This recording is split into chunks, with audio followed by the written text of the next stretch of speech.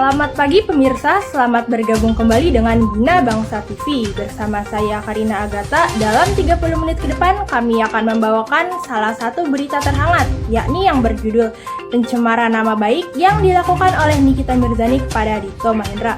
Bagaimana beritanya? Simak selengkapnya yang akan dijelaskan oleh rekan kerja kami. Assalamualaikum warahmatullahi wabarakatuh. Kami dari kelompok 1 akan mempresentasikan hasil kerja kelompok kami.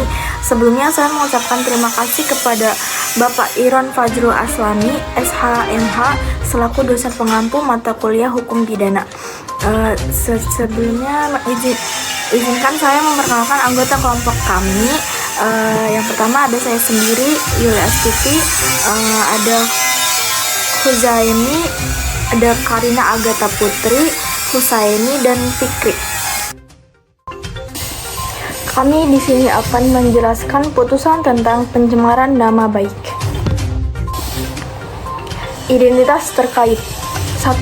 Terdakwa atas nama Nikita Mirzani, jenis kelamin perempuan, tempat tanggal lahir Jakarta 17 Maret 1986, umur 36 tahun, kebangsaan Indonesia, agama Islam, alamat Jalan Perdana nomor 7 RT 07 RW 05 Kecamatan Pesanggerahan, Kota Jakarta Selatan, Provinsi DKI Jakarta.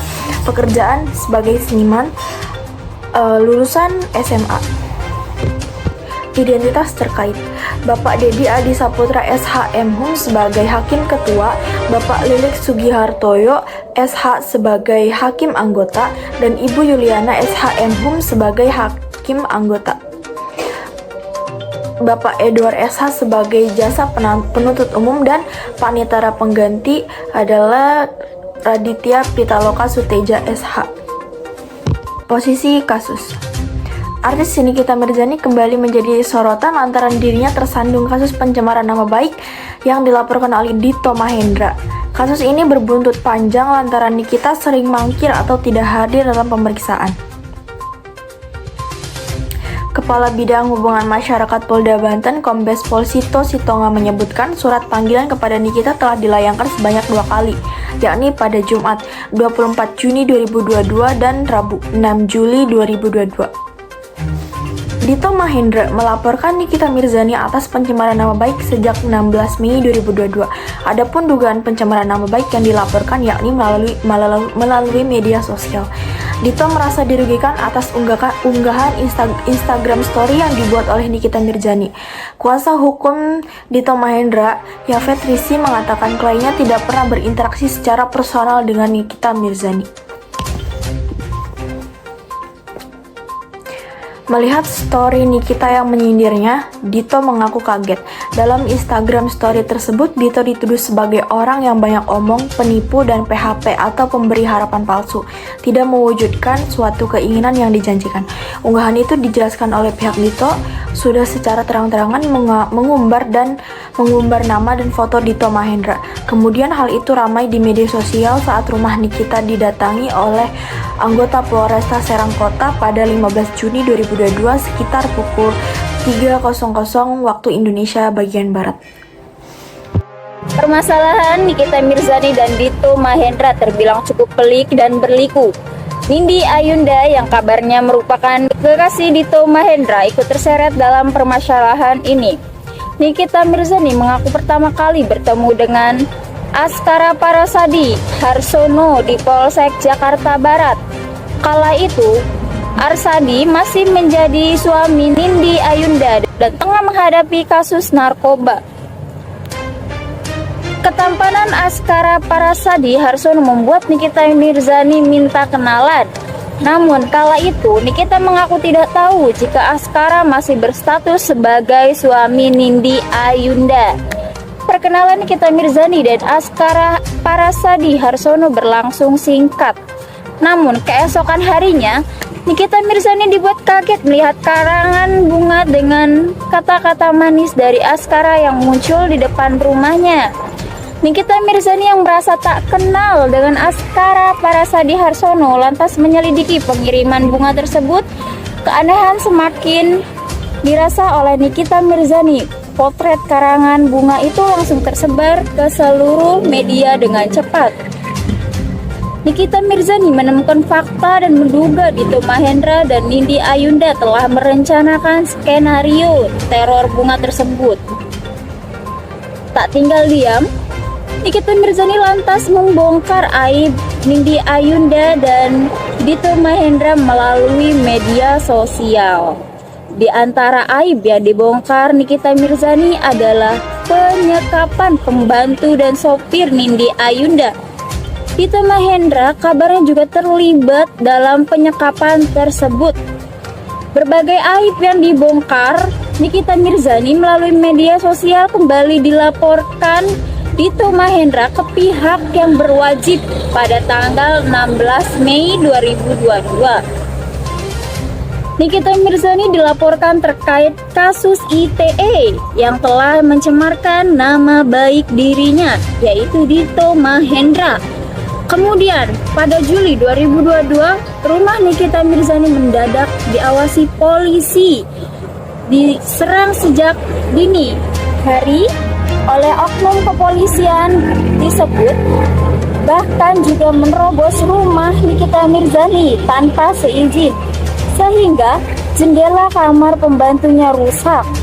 Beberapa hari setelah penggeledahan di rumah Nikita Mirzani yang ditangkap saat berada di mal di kawasan Senayan, Jakarta Pusat, Nikita Mirzani ditangkap saat sedang jalan-jalan dengan Arka, sang putra bungsu.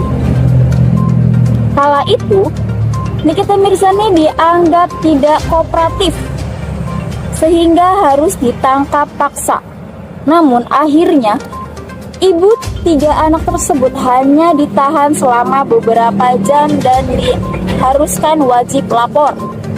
Berikut, 25 Oktober 2022, Nikita Mirzani ditahan di Kejari Serang. Status Nikita Mirzani dengan cepat berubah dari tersangka menjadi terdakwa. Nikita Mirzani ditahan karena diduga pasal 21 ayat 4 dengan ancaman hukuman 5 tahun atau lebih. Selain itu, Nikita Mirzani dikhawatirkan akan mengulangi perbuatannya kembali, melarikan diri atau bahkan menghilangkan barang bukti. Selama 2 bulan ditahan, persidangan Nikita Mirzani berlangsung alot. Salah satu alasannya adalah karena Dito Mahendra sebagai pelapor sama sekali tidak menghadiri persidangan. Nikita Mirzani yang mendadak penyakit pengampuran tulang pun merasa dipersulit berobat.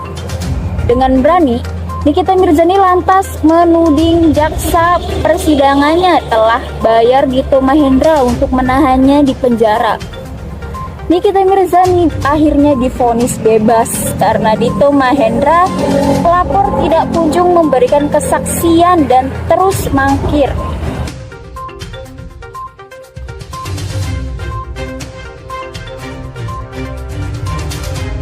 Jalannya persidangan, Nikita Mirzani mengungkapkan kekecewaannya saat diberikan kesempatan untuk menanggapi ketidakhadiran Dito Mahendra untuk ketiga kalinya pada persidangan kasus pencemaran nama baik di Pengadilan Negeri Serang. Nikita mengatakan jaksa dari Kejaksaan Negeri Serang, Edward, berjanji kepadanya saat berada di Rumah Sakit Dr. Derajat Prawira Negara Serang bahwa ia akan dipulangkan jika Dito Mahendra 3 kali absen saat menjadi saksi. Jadi, waktu saya di rumah sakit, waktu itu leher saya sakit banget, Pak. Pak Edward dan Bu Jaksa datang ke ruangan saya. Pak Edward mengatakan sama saya, kalau 3 kali Dito Mahendra tidak datang, saya akan dipulangkan. Saya mau nagih janjinya, ucap Nikita Mirzani kepada majelis hakim yang diketuai oleh Dedi Adi Saputra di Pengadilan Negeri Serang pada Senin 19 Desember tahun 2022. Saya bingung Pak Hakim, saya mau berobat, saya terapi. Jangan tunggu saya lumpuh dulu atau tunggu saya sakit parah dulu baru diizinkan, sambung Nikita Mirzani. Mendengarkan keluhan tersebut, Hakim pun meminta kepada Nikita Mirzani untuk menjaga sikap. Tolong terdakwa menjaga sikap di persidangan, ucap sang hakim. Lalu hakim mengingatkan kepada jaksa untuk mempermudah dan memberikan hak-hak terdakwa selama di rutan Serang termasuk pengobatan. Saya sudah ingatkan, cukup ya, semoga dipahami semuanya. Kalau memang berobat tetap harus ada rujukan yang jelas dan dirujuknya kemana, ucap sang hakim. Usai persidangan, Nikita pun menyebut bahwa jaksa pembohong dengan janjinya dan akan memulangkannya jika saksi tidak hadir sebanyak 3 kali. Pak Edward mah tukang bohong, ngomongnya di rumah sakit kalau saksi tidak datang sebanyak 3 kali saya mau dipulangkan. Ini ditanya majelis hakim diem-diem aja. Pokoknya di sini mah suka-suka mereka aja, ucap Nikita Mirzani. Sebelumnya, sidang kembali ditunda setelah Dito Mahendra kembali absen untuk ketiga kalinya karena masih menjalani perawatan di Rumah Sakit Pondok Indah. Dito dikabarkan masih sakit demam berdarah sejak 11 Desember tahun 2022 lalu dan hingga kini masih dirawat. Itulah alasan atau penyebab ketidakhadiran Dito Mahendra pada proses persidangan. Nikita Mirzani akhirnya divonis bebas terkait kasus dugaan pencemaran nama baik yang dilaporkan oleh Dito Mahendra. Hakim memutuskan perkara itu usai Dito Mahendra sebagai terlapor kerap mangkir dari panggilan hakim untuk memberikan kesaksiannya. Menimbang perkara JPU tidak diterima, maka diputuskan yang bersangkutan agar terdakwa Nikita Mirzani dibebaskan dari dakwaannya, ujar majelis hakim pada Kamis 29 Desember 2022. Memerintahkan Panitera Pengadilan Negeri Serang mengembalikan berkas perkara atas nama Nikita Mirzani kepada jaksa penuntut umum. 4 membebaskan dan memberikan biaya perkara ke Nikita Mirzani langsung menangis histeris, bahkan dia langsung sujud syukur di persidangan usai mendengar putusan hakim. Di sisi lain, pengunjung sidang juga berteriak takbir hingga berusap bahagia. Allahu Akbar, tarik teriak seorang pengunjung.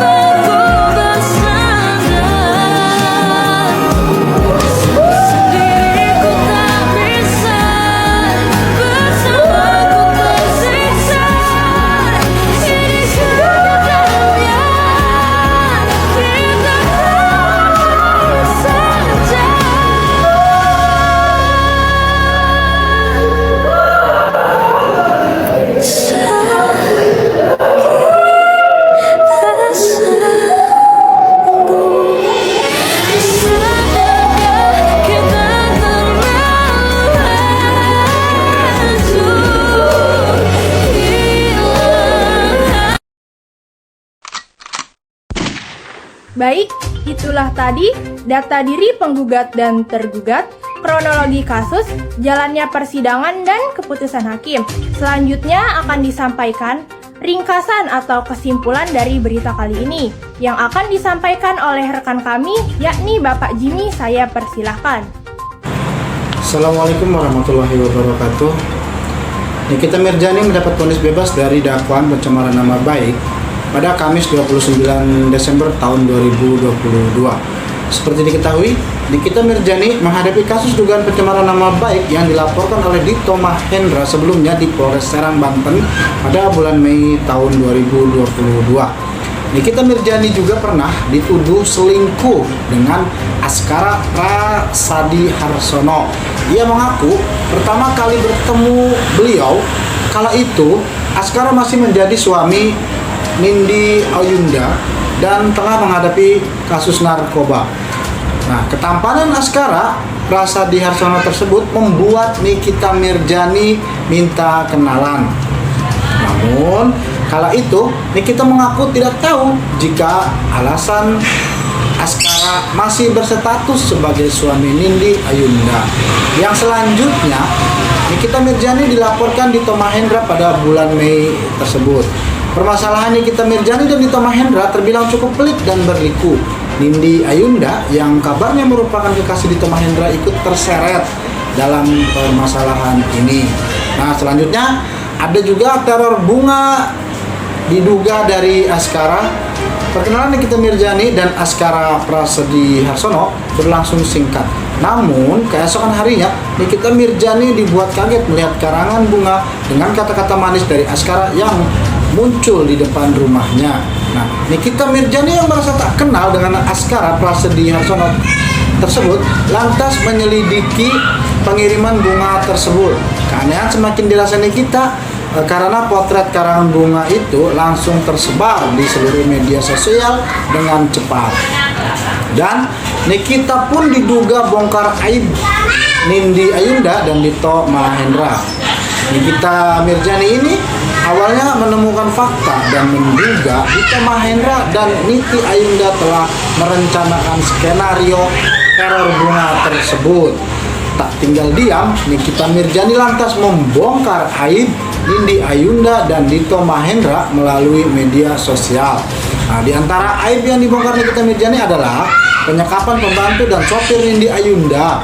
Dito Mahendra kabarnya juga terlibat dalam penyekapan tersebut. Nah, berbagai aib yang dibongkar Nikita Mirjani melalui media sosial kemudian dilaporkan Dito Mahendra ke pihak berwajib pada 16 Mei tahun 2022. Nah, Nikita Mirjani dilaporkan terkait dugaan kasus Undang-Undang ITE yang telah mencemarkan nama baik Dito Mahendra. Yang selanjutnya, rumah beliau pun digeledah oleh kepolisian pada dini hari. Nah, kemudian pada Juli 2022, rumah Nikita Mirjani mendadak diawasi polisi. Sejak dini hari, oknum kepolisian tersebut bahkan juga menerobos rumah Nikita Mirjani tanpa izin hingga jendela kamar pembantunya rusak. Dan akhirnya Nikita ditangkap di mall di hadapan anaknya sendiri.